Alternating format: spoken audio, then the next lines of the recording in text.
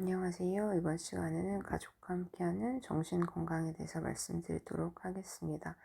저는 서울특별시 보람의 병원 신지윤입니다. 가족 중심 정신건강 접근을 해야 하는 근거에 대해서 간략하게 말씀드리도록 하겠습니다.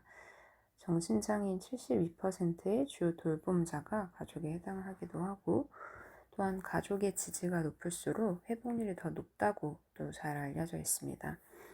또한 재입원 예방에 있어서도 가족 개입이 긍정적인 기여를 한다고 알려져 있습니다.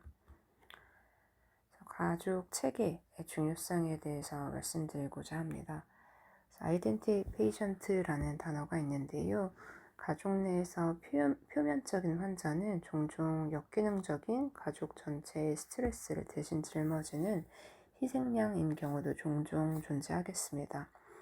그래서 환자의 증상이 가족을 힘들게도 하지만 가족의 역기능적인 반응, 비난 또는 방임 같은 것들이 다시 환자의 증상 악화 및 재발을 부르는 악순환이 되기도 하는 상호인과성이라는 개념도 존재하겠습니다. 따라서 면담자의 경우에는 이 환자를 어떻게 치료할까, 어떻게 상담할까를 더 넘어서 가족 체계의 악순환 고리에 어떻게 개입할 것인가에 대한 고민까지 하는 것이 필요하겠습니다.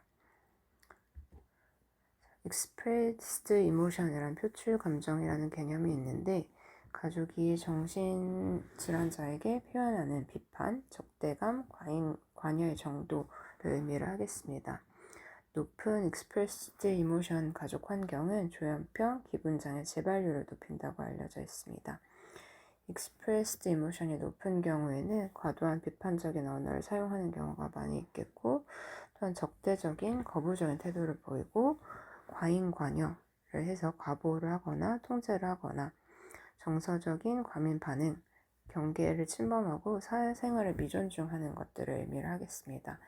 그래서 낮은 expressed emotion 같은 경우에는 정서적인 지지와 따뜻하게 수용을 해주고 일관되고 예측 가능한 태도를 보이고요. 또한 적절한 심리적 거리를 잘 유지하고 긍정적인 의사소통을 하는 경향이 있겠습니다. 독립성을 존중하고 자율성 또한 지지하는 모습을 보이겠습니다. 그래서 간단하게 가족 소통의 기술에 대해서 말씀드리고자 하는데요. 관계를 악화시킬 수 있는 소통으로는 비난을 하고 명령을 하고 평가를 동반한 소통들이 관계를 악화시킬 수 있겠습니다. 예를 들어서 너는 왜 맨날 핸드폰만 보니? 왜 그렇게 짜증이니? 다 너 잘되라고 하는 소리야. 우리 집은 너만 잘하면 돼. 같은 말 등이 있겠고요. 마음을 연결하는 대화법에는 다 잘 알고 계시다시피 아이메시지, 나 전달법이 있겠습니다. 엄마는 너 마음이 힘들까봐 걱정이야. 많이 속상했구나. 어떤 마음이 있었는지 얘기해줄래? 같은 말들이 있겠습니다.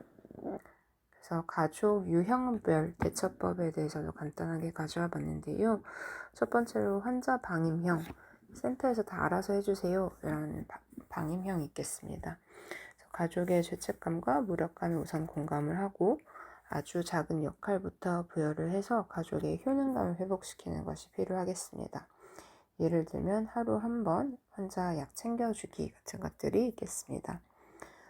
두 번째로 과잉보호형으로 얘는 아무것도 못해요. 가족이 꼭 있어야 돼요. 같은 이야기들 하는 가족 유형이 있겠는데요. 환자의 자율성 회복이 환자의 회복에 필수적인 것을 인지시키는 것이 필요하겠고, 또한 잘 하지 못하더라고 하더라도 안전한 실패, 예를 들면 작은 가사일 참여, 센터 프로그램 참여 같은 것들을 허용하도록 설득하는 것이 필요할 수도 있겠습니다. 치료 거부형도 종종 보게 되는데, 우리에 미친 것 아닙니다. 정신질환자 아닙니다. 같은 말을 하는 가족들도 있습니다. 낙인에 대한 두려움도 인정을 해주고 진단명 대신에 스트레스 관리 및 일상 회복의 관점으로 접근을 하는 것이 필요할 수도 있겠습니다.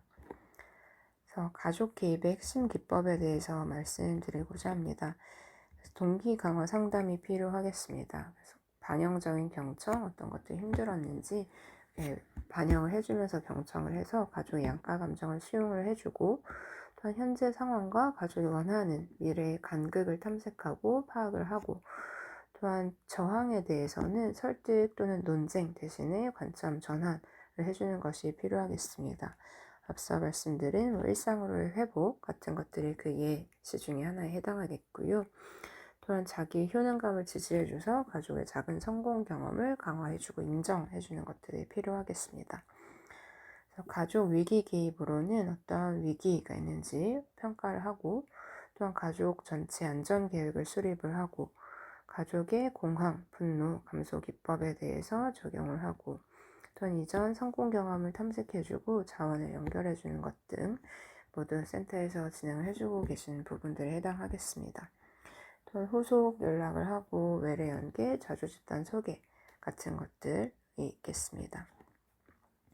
그래서 여기에서는 이제 면담자가 소진을 되지 않도록 예방을 하는 것이 필요하겠는데요. 첫 번째로 감정 전염 차단이 필요하겠습니다. 그래서 역기능적 가족의 어떠한 불안과 분노는 사례 관리자에게 고스란히 전염이 되는 경우들이 많이 있습니다.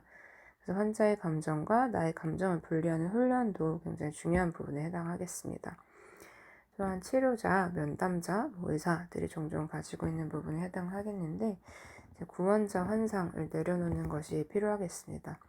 내가 가족 통째로 바꾸는 것은 굉장히 어렵고 어떨 때는 불가능에 가까울 때도 있기 때문에 그들을 스스로 움직일 수 있도록 도와주는 페이스메이커 정도의 역할이다 라는 점에 대해서 생각을 해보는 것도 필요하겠습니다.